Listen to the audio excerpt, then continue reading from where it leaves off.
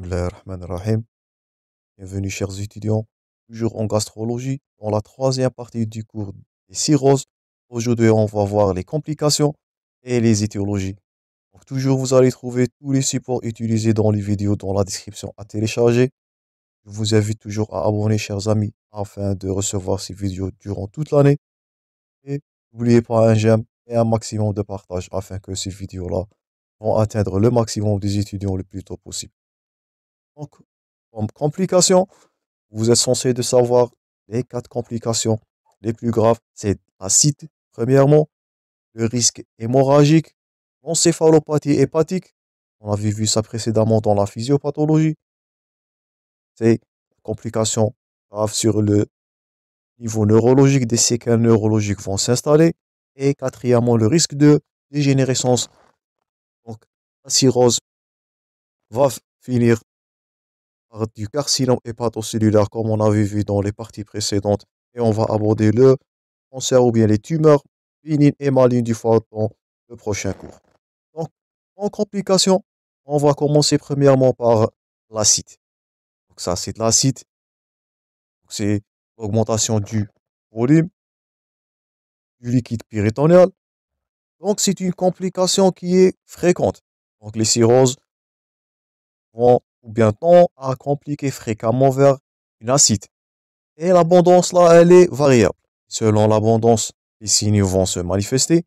Donc, l'abondance minime, elle est située entre 300 et 1000 cc. Donc là, on ne va pas noter aucun signe clinique. Donc, elle est prouvée par l'échographie. Notez ça bien. Donc, l'acide, premièrement, de petite abondance, ou bien l'acide minime, inférieur à 1000 cc. Donc, là, les signes cliniques sont absents. Elle est prouvée. Donc, on va la mettre en évidence à l'aide de l'échographie. Deuxièmement, si l'acide est de moyenne abondance, donc c'est à noter dans la palpation, ou bien dans la percussion, on va noter quoi? On va noter la matité des flancs et qui est mobile. Donc ça, c'est ce qui explique l'acide. Donc ça, c'est de la sémiologie. Donc une matité des flancs qui déclive, qui est mobile. Les signes de glaçon, les signes de flot. Donc tout ça sont évocateurs de l'acide. Je vous invite à consulter la sémiologie de l'acide pour mieux comprendre. Et dernièrement, si l'acide est de très grande abondance, donc là, on note des signes d'intolérance. Donc c'est la douleur, la dyspnée. Et là, c'est l'indication. Donc faites attention dans vos cas cliniques à la ponction évacuatrice. Donc une acide qui est mieux tolérée, on ne doit pas, bien, on va pas la ponctionner. Le risque septique, donc on ponctionne lorsque l'acide est de grande abondance, avec des signes d'intolérance, des douleurs et des dyspnées. Notez ça bien, donc c'est là où la ponction évacuatrice va être indiquée. La ponction exploratrice, elle est systématique. Donc, dans toute ponction évacuatrice, on va faire de l'exploration. Dans l'exploration, qu'est-ce qu'on va voir? On va voir premièrement l'aspect macroscopique. Donc, on va voir que l'aspect de l'acide, il est jaune citrin. Pourquoi? Notez ça bien dans l'acide. Bien dans la cirrhose, l'acide, elle est de type transudatif. Donc, faites attention. Donc, l'acide, là, l'aspect du liquide péritonéal, il est transudatif. À noter bien. Il est pauvre en protides. L'aspect est jaune citrin. Par contre, comme on va voir dans les carcinomes hépatocellulaires qui sont à saigner, on va avoir l'acide hémorragique. Donc, dans la cirrhose, je répète, l'acide, elle est transudative. Elle est pauvre en protides. Faites attention, c'est une question fréquente répondue au niveau des examens. Elle est pauvre en protides, c'est inférieur à 25 mg par litre. C'est transudatif, c'est la définition du transudant. C'est un liquide qui est pauvre en protides, inférieur à 25 mg. L'aspect, il est jaune citrin, il n'est pas hémorragique, comme on va voir dans le carcinome hépatocellulaire ou bien la péritonite cancéreuse.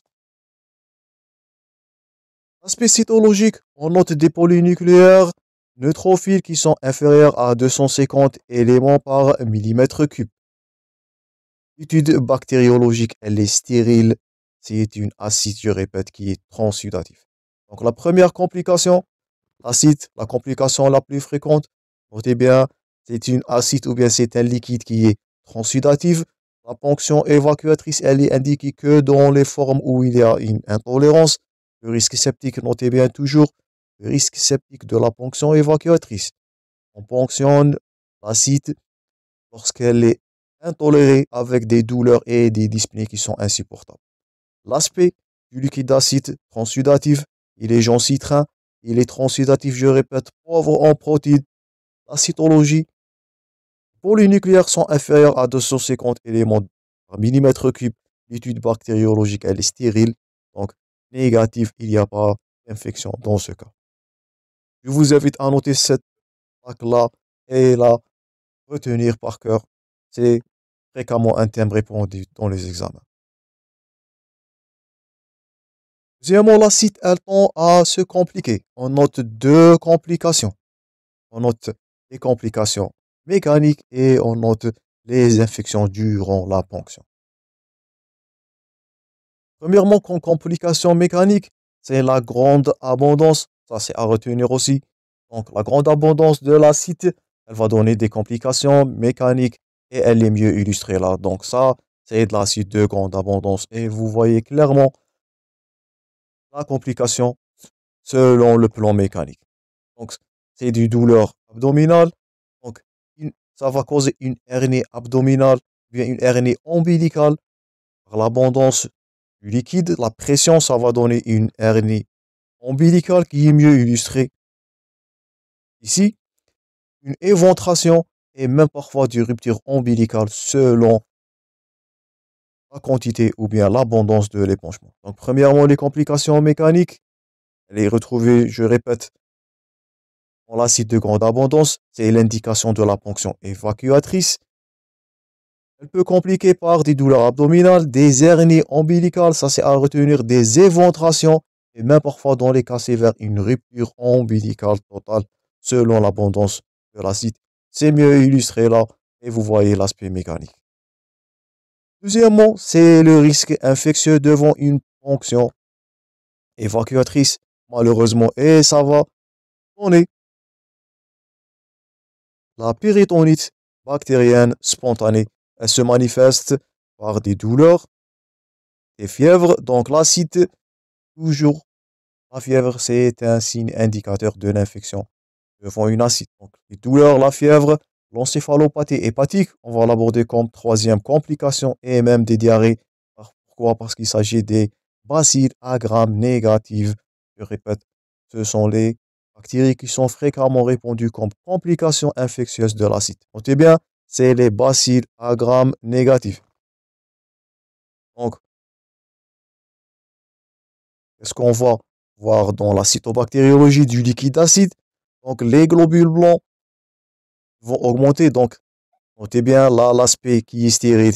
Les polynucléaires sont inférieurs à 250 mm3.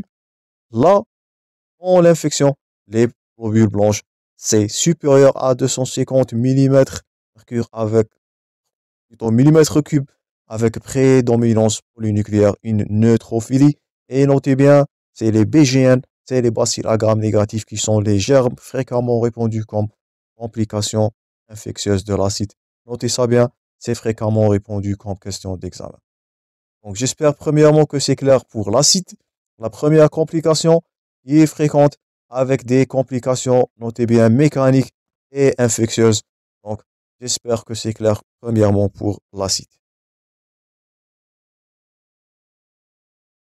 Deuxième risque, c'est l'hémorragie. Et on avait vu ça précédemment dans plusieurs pathologies.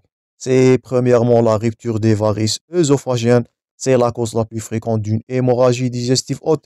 Et on va aborder les hémorragies digestives hautes dans le troisième chapitre très prochainement. Donc ça, c'est des varices œsophagiennes. Ça, c'est l'aspect en endoscopie. Là, c'est des varices sous-cardiales. Et on l'avait vu ça précédemment. Ça, c'est un aspect d'hémorragie en G. Donc, selon la classification de Forrest, on va aborder ça avec détail. C'est le plus grave. C'est l'aspect en G. Notez-le bien. Troisièmement, la troisième complication, c'est l'encéphalopathie hépatique. C'est la complication à craindre. Elle est définie par des troubles neuropsychiques musculaires secondaires qui sont dus à l'insuffisance hépatocellulaire, soit aiguë, soit chronique. Quels sont les facteurs qui vont déclencher cette encéphalopathie hépatique? Donc notez bien, avant d'entamer les facteurs déclenchant, que l'encéphalopathie, elle est due, je répète, à l'insuffisance hépatocellulaire. Donc ce sont les toxiques qui sont pas purifiés par le foie. Ce qui est dû à l'insuffisance hépatocellulaire, ces toxiques-là vont pénétrer la barrière hémato-encéphalique et vont donner l'encéphalopathie hépatique. Et quand vous allez voir, elle tend à compliquer, même voire des comas. Parfois, elle est mortelle. Donc les facteurs déclenchants, je vous invite à noter cette plaque-là aussi. C'est un terme fréquemment répondu au niveau des examens. C'est à retenir. Quels sont les facteurs déclenchants d'une encéphalopathie hépatique aiguë? Premièrement, c'est l'hémorragie digestive par RVO, par rupture de varices œsophagiennes. Donc la deuxième complication qui est l'hémorragie peut déclencher aussi l'encéphalopathie hépatique. Donc premièrement, premier facteur déclenchant de l'encéphalopathie hépatique, c'est l'hémorragie digestive par rupture de varices œsophagiennes. Deuxièmement, l'infection sur acide. On a vu précédemment comme première complication. Troisièmement, le traitement diurétique de l'acide. Et on va aborder ça dans la conduite à tenir devant une acide. Donc le traitement diurétique comme effet secondaire, donc c'est l'hypovolémie et elle peut évoluer. Faites attention, toujours en prescription de diurétique. Faites attention à l'encéphalopathie hépatique. Il peut s'agir d'une complication d'un traitement diurétique. Le trouble ionique, l'hyponatrémie et l'hypocalémie qui est due à la déshydratation. Donc faites attention en luttant contre la rétention hydrosodée. Elle peut déclencher les diurétiques toujours. Peuvent déclencher un trouble ionique par une hypocalémie et une hyponatrémie sévère plutôt. La déshydratation, les neuroleptiques en traitement et la constipation. Donc c'est la création du troisième secteur et on va aborder ça avec détail dans l'occlusion intestinale toujours dans le troisième chapitre. Donc troisième complication à craindre, les troubles neuropsychiques, c'est l'encéphalopathie hépatique. Les facteurs déclenchants sont bien sûr à retenir par cœur. C'est l'hémorragie, les infections, les diurétiques qui vont poser un trouble ionique et des déshydratations sévères, les neuroleptiques et la constipation. On va l'aborder avec détail dans le cours de l'occlusion digestive. Donc j'espère que vous allez retenir les facteurs déclenchants d'une encéphalopathie hépatique. Passons maintenant aux différents stades de l'encéphalopathie hépatique. Donc elle s'évolue à 4 stades. Donc faites attention dans vos cas cliniques. Elles vont s'aggraver si vous notez ces manifestations cliniques. Donc l'encéphalopathie, malheureusement, elle est en train de se compliquer, elle est en train d'aggraver. Donc au stade 1, on note un simple astérixis avec une inversion du rythme de sommeil. Donc c'est juste, je répète, au stade 1, donc la classification ou bien les stades sont aussi à retenir. Donc au stade 1, on a un simple astérixis qui est positif. On note une inversion du rythme du sommeil, mais on note pas de trouble de vigilance. Donc il y a ni d'obnubilation, ni de la somnolence au stade 1. Donc stade 1, je répète, c'est l'astérixis qui est présent. Notez ça bien. Une inversion du rythme du sommeil, mais pas de trouble de vigilance ou une obnubilation. Donc ça, c'est du stade 1. Donc si vous voyez un patient qui astérixis positif, il a développé de l'obnubilation et la somnolence, donc vous pouvez dire que l'encéphalopathie, elle a évolué du stade 1 vers stade 2. Donc stade 1, je répète, pas de trouble neurologique. Bien, il n'y a pas de trouble de conscience. Stade 2, l'astérixis, il est toujours présent, mais vous notez bien là, c'est l'obnubilation et la somnolence qui traduit le stade 2 selon l'évolution de l'encéphalopathie hépatique. Stade 3, l'astérixis, il va disparaître, mais qu'est-ce qu'il va apparaître? C'est le coma. Donc là, c'est l'aggravation encore et encore de l'encéphalopathie hépatique. l'absence de l'astérix, faites attention, une coma, mais qui répond à la stimulation. Donc, le patient répond à la stimulation, c'est pas du coma profond, c'est du coma léger. Je vous invite à consulter le cours de coma en playlist de neurologie pour mieux comprendre. Quatrièmement, le coma profond. Donc, absence de réponse à la stimulation, le coma profond. Et malheureusement, c'est la complication la plus grave. Le patient, là, il peut passer. Donc, 4 stades à retenir. Premier stade, inversion du sommeil. Stade 2, obnubilation. 3, coma, qui répond à la stimulation. Coma légère. Stade 4, coma profond. Absence de stimulation. Absence de réponse à la stimulation. Donc, j'espère que c'est clair pour troisième complication, l'encéphalopathie hépatique. Quatrième complication, on avait vu ça dans la physiopathologie. Donc, la cirrhose, elle tend à se dégénérer, la néoplasie, transformation maligne vers le carcinome hépatocellulaire, malheureusement. Donc, quand vous allez suspecter une greffe néoplasique, donc vous avez un patient qui souffre d'une cirrhose. Donc, si un patient cirrhotique, il y a une altération de l'état général, c'est de l'amaigrissement, le syndrome néoplasique, la fièvre qui est inexpliquée, l'augmentation du volume du foie sur cirrhose et douleurs à l'hypochondre droit, l'acide qui va devenir, notez ça bien, hémorragique. C'est pour cela on avait dit que l'acide qui est non compliqué, l'aspect était jaune citrin, c'était un aspect transsudatif. Là, lorsqu'il existe une greffe néoplasique, une transformation maligne, donc l'acide va devenir hémorragique, les tumeurs tendent à saigner, ou bien chileuse. Donc, chileuse veut dire du pus lymphatique. Donc, soit de l'hémorragie, soit du pus qui va être rencontré au niveau du liquide d'acide. Tout ça, ce sont des critères de suspicion d'une greffe néoplasique sur une cirrhose. Le syndrome paranéoplasique avec une polyglobulie, une hypoglycémie et une hypercalcémie. Donc là, un peu d'attention. La polyglobulie, augmentation des globules rouges, à noter là, la polyglobulie, une diminution ou bien une hypoglycémie. Pourquoi? Les cellules tumorales, comme on avait dit en anatomopathologie, se nourrissent du glucose, ou bien se métabolisent, utilisent le glucose comme métabolite. Donc, on note une hypoglycémie. Donc, une hypoglycémie, c'est à suspecter soit une infection bactérienne et malheureusement la transformation maligne.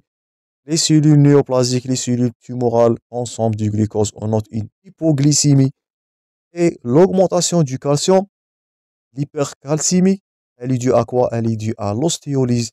Donc, quand vous allez voir en module d'hématologie, oncologie, l'ostéolyse, elle est fréquemment répandue comme signe dans les greffes néoplasiques. Donc, la lyse osseuse, ça va donner une hypercalcémie et cette hypercalcémie aussi, c'est un facteur d'aggravation et ça va donner des complications quand vous allez voir en hématologie. Ça, c'est les critères de découverte à un stade, si on peut dire, précoce et malheureusement un stade tardif. C'est le carcinome hépatocellulaire qui est en train de s'installer. Donc, tardivement, c'est le CHC, c'est le carcinome hépatocellulaire qui va être découvert. C'est pour cela on insiste sur le dépistage qui est systématique. Notez ça bien. Tout patient cirrhotique, il doit subir un dépistage systématique du carcinome hépatocellulaire. Notez ça bien. Il peut s'agir aussi d'une question d'examen et même c'est pour vous à retenir tout patient qui est cirrhotique, il doit subir un dépistage systémique de carcinome hépatocellulaire. Ça, c'est l'aspect macroscopique en anatomopathologie du carcinome hépatocellulaire. On va l'aborder avec détail très prochainement. Ça, c'est l'aspect microscopique, toujours en anatomopathologie. Le CHC, le carcinome hépatocellulaire, notez ça bien. Les cirrhoses, malheureusement, tendent à dégénérer vers le CHC. Et là, c'est la notion du dépistage qui est systémique chez tout patient qui est cirrhotique. Ce dépistage, il est du part ou bien il est basé sur c'est à noter bien, c'est l'échographie hépatique plus le dosage d'alpha-fetoprotéine. Notez ça bien tous les 6 mois. Donc, pas tous les ans, pas tous les 2 ans, tous les 6 mois. C'est à dépister le carcinome hépatocellulaire sur voie cirrhotique. Faites attention, c'est de l'échographie hépatique associée à le dosage d'alpha-fetoprotéine. Donc, c'est un marqueur tumoral qui est spécifique au foie. Notez ça bien. L'alpha-fetoprotéine, c'est un marqueur tumoral vers bien du carcinome hépatocellulaire. C'est à doser tous les 6 mois avec une échographie qui est hépatique. Donc, faites attention. Le dépistage il est systémique. Il est basé sur l'échographie hépatique, le dosage d'alpha-fetoprotéine, le marqueur tumoral, tous les 6 mois. Ça, c'est à retenir. Deuxièmement, le diagnostic positif d'un carcinome hépatocellulaire chez un patient cirrhotique qui est connu, il est basé sur l'apparition d'une nodule hépatique avec une augmentation de dosage d'alpha-fetoprotéine. Donc, si, je répète, ça c'est en rouge, c'est un patient qui est connu, cirrhotique. Donc, l'apparition d'un nodule hépatique avec une augmentation des taux d'alpha-fetoprotéine. Donc là, c'est du diagnostic positif du CHC, du carcinome hépatocellulaire. La preuve histologique, elle n'est pas nécessaire.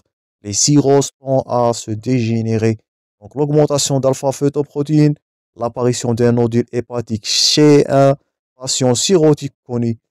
Donc c'est évocateur d'un carcinome hépatocellulaire.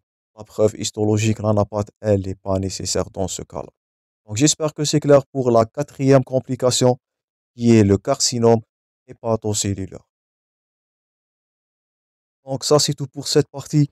Chers amis, je vous rencontrerai très prochainement dans la suite de ce cours. Je vous remercie pour votre attention. Bon courage dans vos préparations et à la prochaine.